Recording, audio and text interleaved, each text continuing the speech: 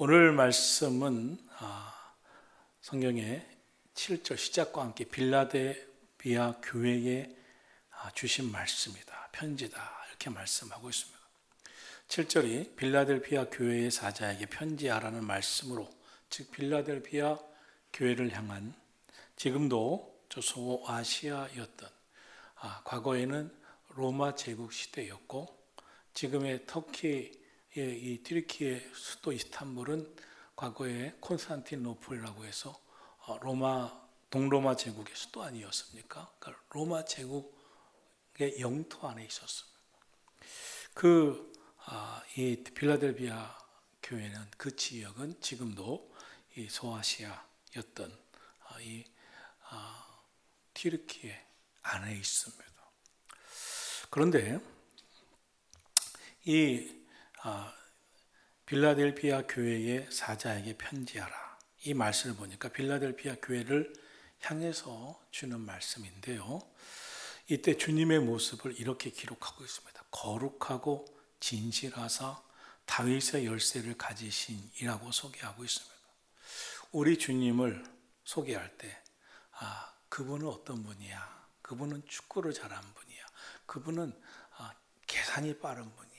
그분은 아주 지혜가 많은 분이야. 아주 건강하신 분이야. 여러 소개를 사람들을 향해서 할 수 있지 않겠습니까?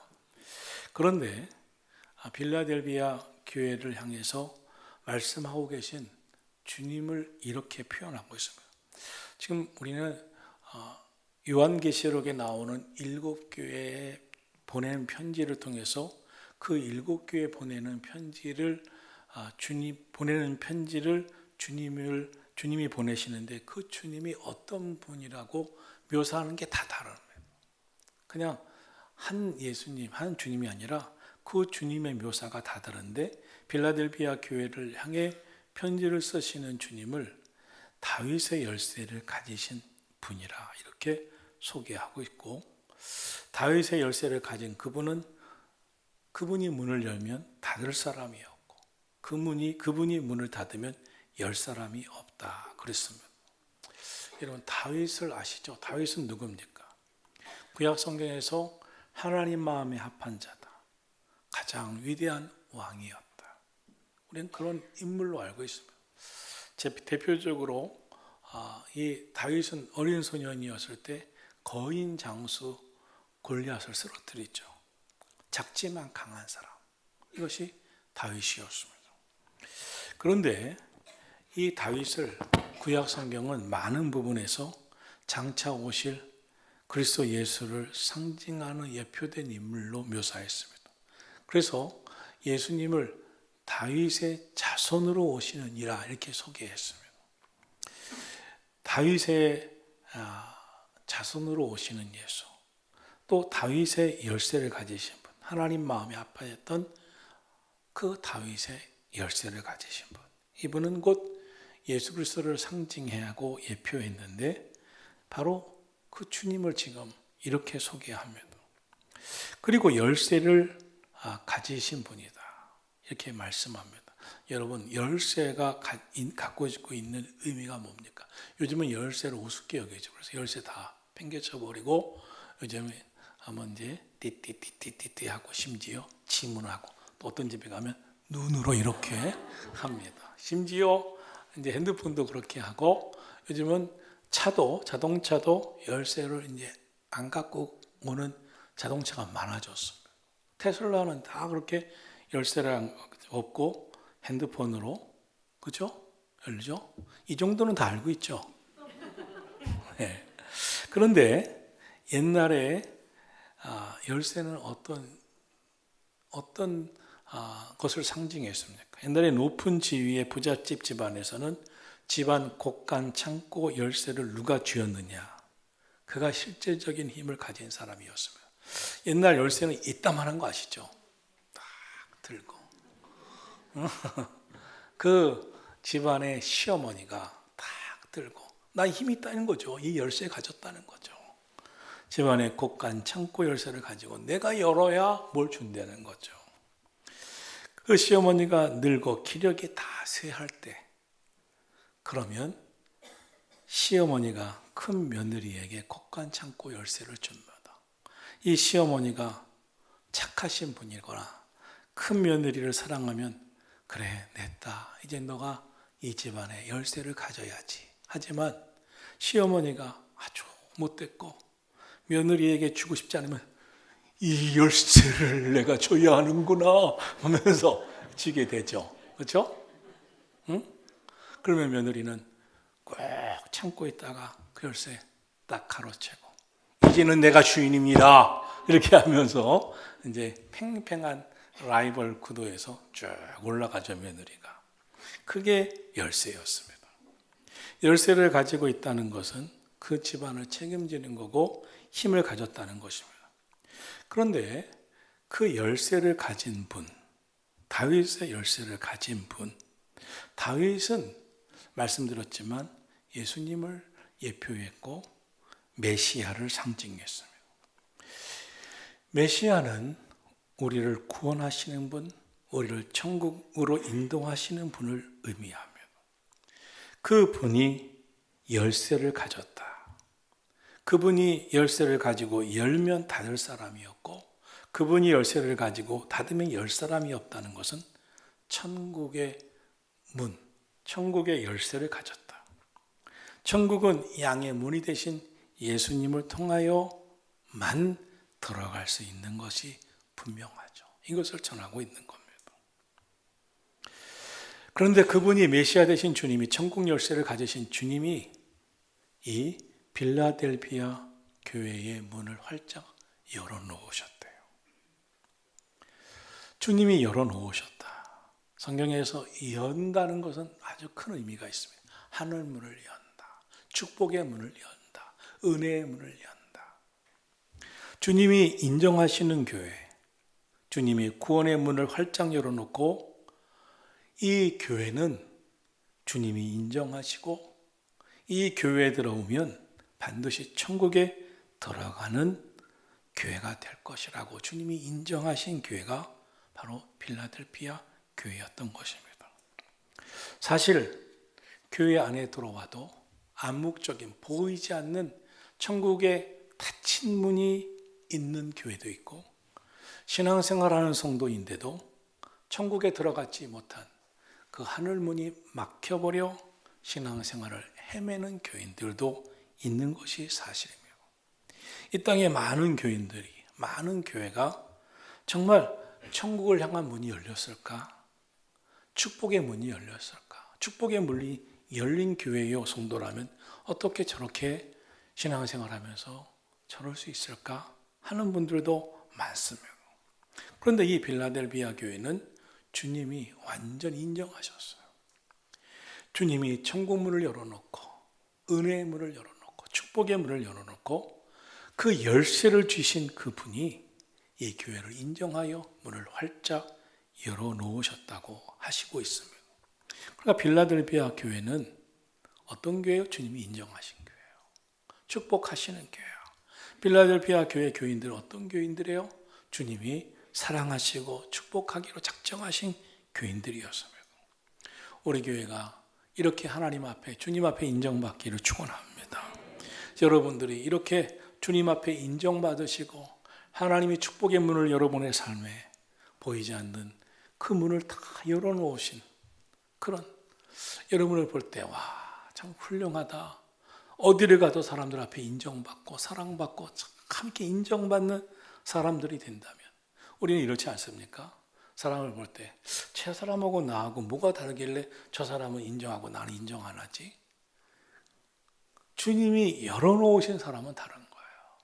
저 사람은 주님께 인정받구나, 사랑받구나. 그런 교인들이 가득한 빌라델비아 교회였다는 것입니다. 그럼 주님은 왜 이렇게 빌라델비아 교회를 인정하셨을까요? 8절을 함께 보겠습니다. 8절입니다. 볼지어다 내가 내 앞에 열린 문을 두었으되 능히 닫을 사람이 없으리라. 내가 내 행위를 아노니 내가 작은 능력을 가지고서도 내 말을 지키며 내 이름을 배반하지 아니하였도다. 7교회, 지금 이 요한계시록 2장 3장에 소개되는 초대교회 그 요한계시록의 7교회 중에 유일하게 2교회 빌라델비아 교회와 서문화 교회만 책망받지 않고 인정하고 주님이 정말 인정하신 교회였습니다. 그 중에 하나인 이 빌라델비아 교회. 그런데 8절을 통해서 생각해 보면 빌라델비아 교회는 그렇게 규모적으로 큰 교회가 아니었던 것 같습니다. 작은 교회였던 것 같습니다. 왜냐하면 내가 작은 능력을 가지고서도 라고 합니다. 또 빌라델비아 교회 교인들은 사회적으로 지위적으로 좀 높은 좀 사회 계급적으로나 지위적으로 누가 봐도 참 대단하다 그런 교인들이 별로 없었던 것 같습니다. 그래서 그 교회를 크지 않은 교회로 표현하면서 작은 능력을 가지고서도 그 교인들이 대단하진 사회적인 위치가 있지 않다는 것을 표현하는 마음으로 작은 능력을 가지고서도 라고 말씀합니다. 그러나 여러분, 인생의 본질이 크고 작음은 아닙니다. 높고 낮음도 아닙니다. 우리는 하나님이 있는 사람입니다. 가장 크신 분은 하나님이십니다.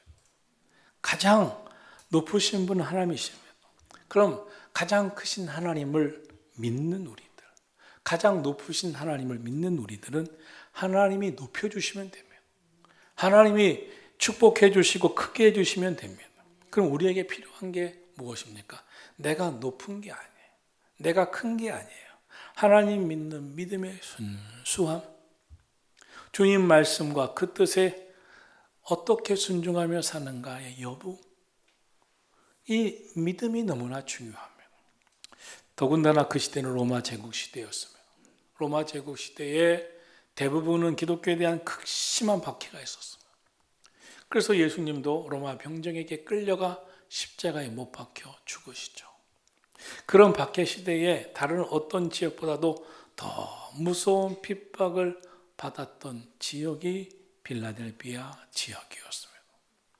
그런데 그런 핍박이 많고 박해가 많은데도 주님의 말씀을 지키고 주님의 이름을 배반하지 않았다. 오늘날 이 박해도 없고 교회 다닌다고 특별히 핍박하지도 않습니다. 물론 교회 다니는 사람들을 좋아하지 않는 사람들도 있지만 교회에 대해서 아주 죽일 정도로 핍박하지는 않습니다. 그런데 그 당시는 순교까지 해야 했습니다. 그럼에도 불구하고 주님의 이름을 배반하지 않았어요. 믿음을 지켜냈어요. 빌라델비아 교인들은 달랐어요. 세상에 권세나 힘을 가진 그런 위치는 아니었지만 믿음만큼은 특별히 달랐습니다. 주님의 말씀을 잘 지켰어요. 박해를 받으면서도 핍박을 받고 욕을 먹으면서도 믿음 지키기 위해 힘을 썼고 정말 그 신앙은 주님을 배반하지 않았습니다. 우리나라에도 일제시대 때 얼마나 교회를 핍박합니까? 공산주의가 또 얼마나 교회를 핍박합니까? 잘 알다시피 일본은 예수님의 그 형상이 담긴 그림을 땅에 놓고 교인들에게 밟고 지나가면 살려주고 안 밟으면 너는 이 자리에서 총살이다. 죽인다. 그래 다 죽임을 당하면서도 살고 싶어서 예수님 형상이 담긴 이 사진, 이 그림을 밟고 지나가지 아니하고 총살을 당하고 칼에 찔림을 받을지언정 주님을 배반하지 않았던 일들의 역사가 있습니다. 한국교회도 그래요. 한국교회도 이 김일성이 공산주의가 예수님을 믿으면 넌 죽는다. 그래도 죽을지언정 주님을 배반하지 않았습니다. 그런데 한국교회나 일본교회나 세계는 지금은 아주 소수가 그렇죠. 근데 빌라델비아 교회는 교인들 거의 다가 그랬다는 거예요. 그러니 주님이 그 모습을 보면서 인정하셨다는 겁니다. 주님이 다 이것을 보셨다는 거예요. 신앙생활하기 그렇게 어려운 환경 속에서도 믿음으로 세워진 교회, 작은 능력을 세상적인 힘이 없었고 교회도 크지 않았지만 주님의 말씀을 잘 지킨 교인들로 가득한 교회로 주님이 인정하셨다는 것입니다.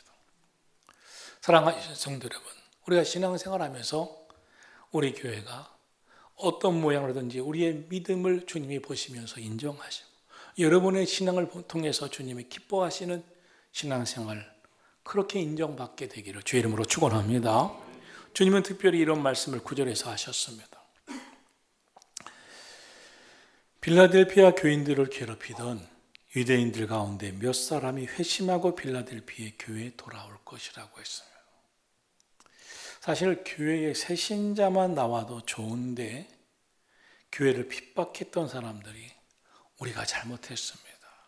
우리가 회개합니다. 우리를 용서해 주세요.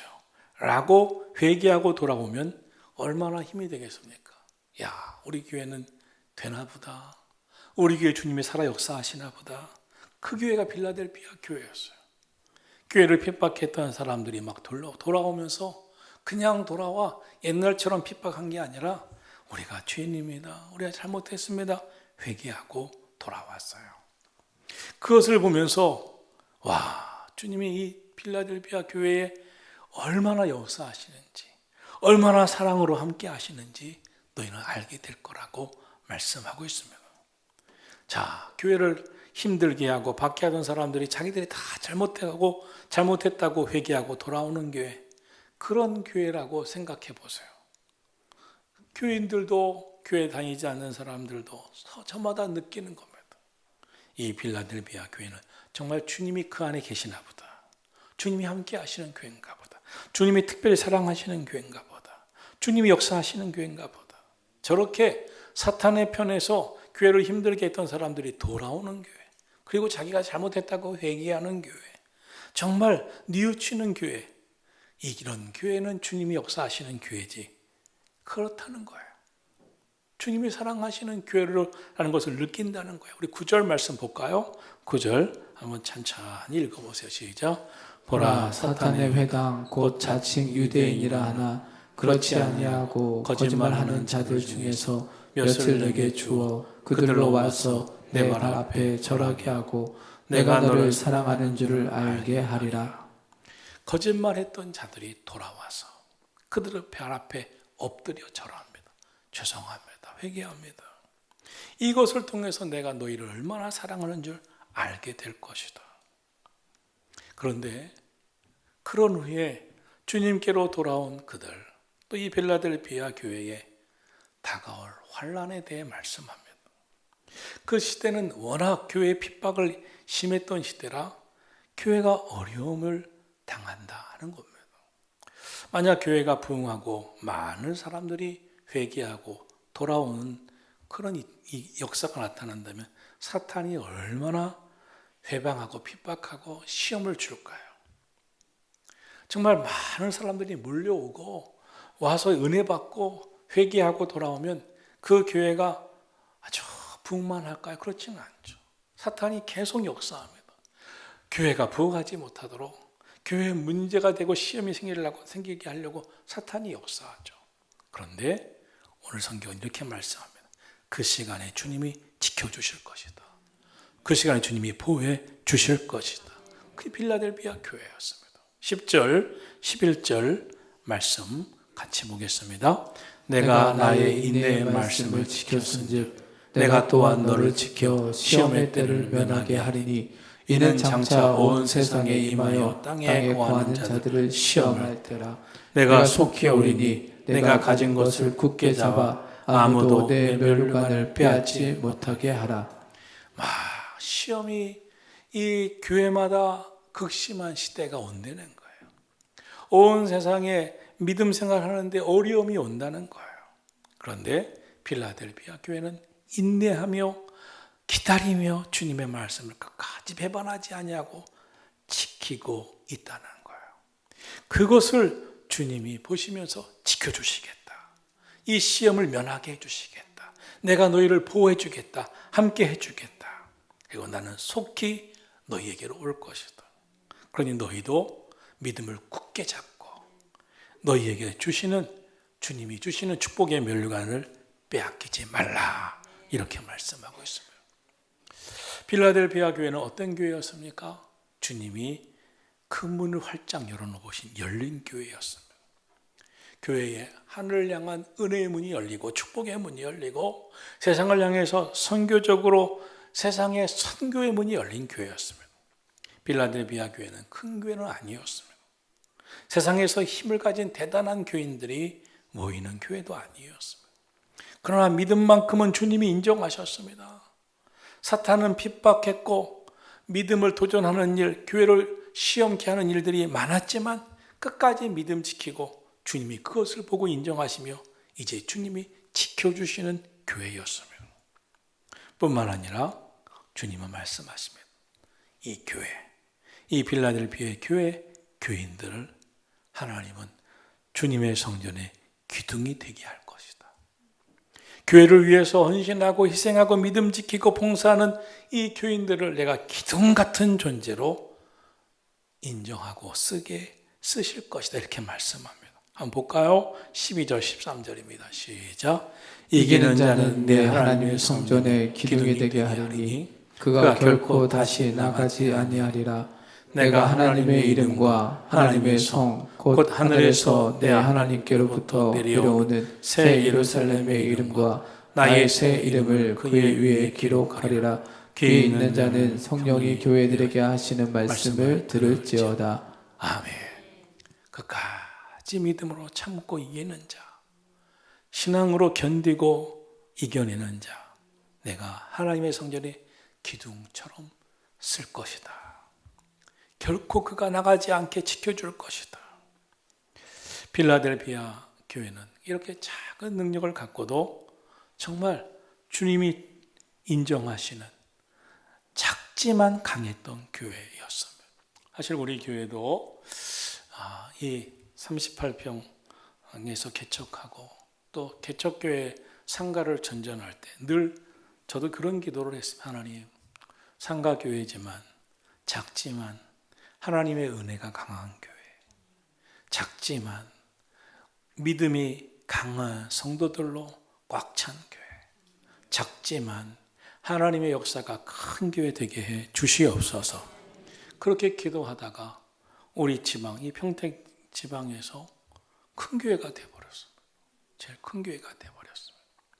그래서 이제는 작지만 강한 교회라고 하면 욕먹습니다.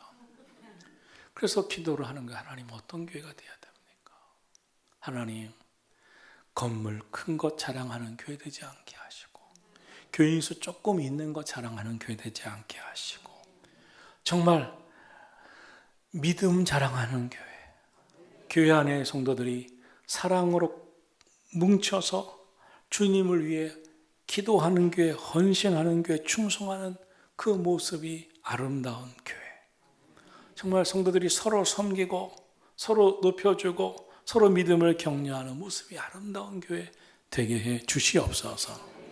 사람이 모이면요, 어떤 일이 일어납니까? 사람이 모이면 이상하게 농담으로라든지 끌어내리는 일이 있습니다. 그 농담으로라도 그 사람을 좀 이렇게 농담이 흉을 보는 농담도 있습니다. 그런데 저는 그렇게 생각합니다. 그건 애초 고치셔야 됩니다.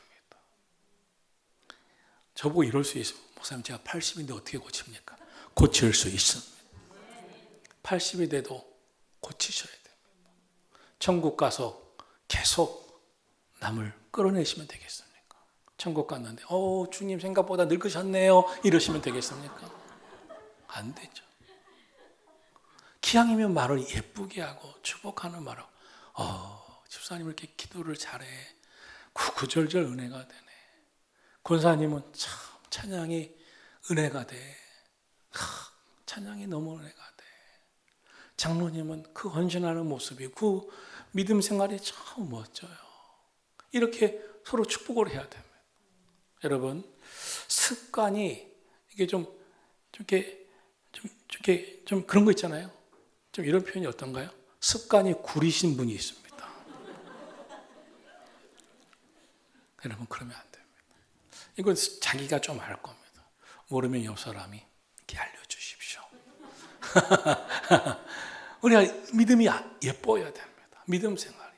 우리 교회는 하나님, 아무리 교회가 하나님의 은혜로 부흥해 가도 서로를 믿음으로 세워주고 축복하고 아름다운 언어와 아름다운 믿음으로 가득한 교회 되게 해 주시옵소서. 건물의 크기가 아니라 성도들의 믿음의 크기가 커진 교회, 사랑의 크기가 커진 교회 되게 해 주시옵소서. 제가 제일 문제죠. 제가 제일 문제죠.